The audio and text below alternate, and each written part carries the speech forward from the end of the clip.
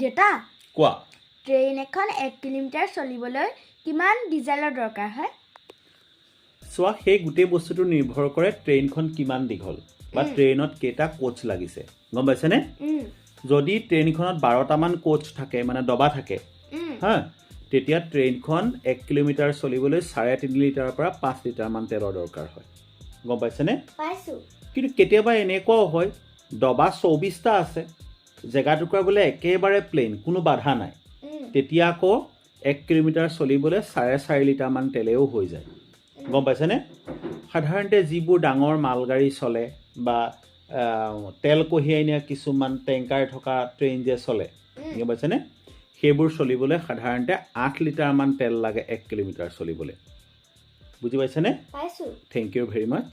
Please stay connected. Keep watching our videos. Don't forget to follow and share. Thank you.